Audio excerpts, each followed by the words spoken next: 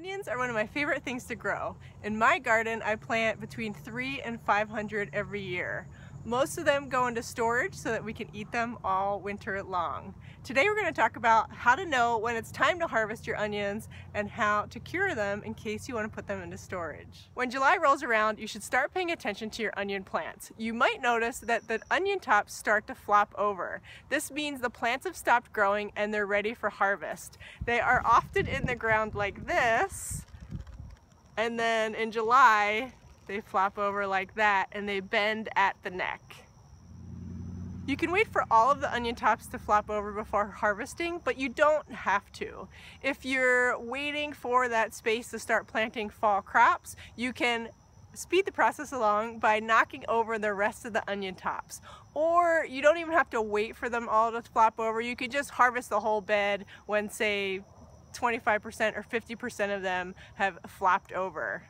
If we're having a wet year, sometimes I'll harvest my whole bed when they first start to fall over because I'm worried that they're going to get too much rain at the end of their life cycle. Just don't leave them in the garden bed for so long after they've fallen over that they're sitting there and baking in the sun for weeks on end. It's best to just get them out and into curing.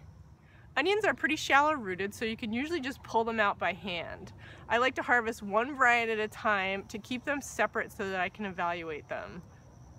I try to brush off as much of the soil as possible and gently pile them in a wheelbarrow. Then I take them to my garage to cure. Curing your onions will help them last longer. If you take a look at a fresh onion that you've just harvested, you may notice that it doesn't have that dry, papery layer that onions from the grocery store have. So by curing them, we're really helping that outer layer dry out so that it can protect the onion and help it last longer. So even if you've only grown a small amount of onions, it's still a good idea to cure them because it'll help them last longer in your kitchen. I moved my seed starting rack into my garage to help me dry my garlic and onions. You can use anything that allows some air circulation around the vegetables. I've used screens with sawhorses and even crates in the past. You're going to leave the greens on the plants while they're curing and remove them before you put them into storage. Bend each onion at the neck where it naturally falls over and line it up on your drying rack. I like to mimic what the onion does in the field, which is flap over to seal off the bulb from the leaves. I label each shelf with the variety to keep track of everything. I usually leave them in the garage for about 4 to 6 weeks until the onion tops are completely dried out and the onions are somewhat papered over. Of course, it's fine to use as many onions as you want for cooking. I usually take a bowl full of fresh onions into my house from my garage every single week.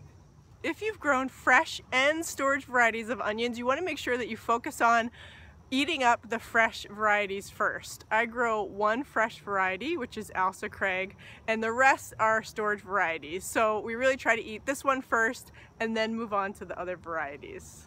And you don't have to use your garage for curing. You can use a shed or a covered porch, or even your basement will work fine. You just want to make sure you're curing them somewhere that's dry and out of direct sunlight.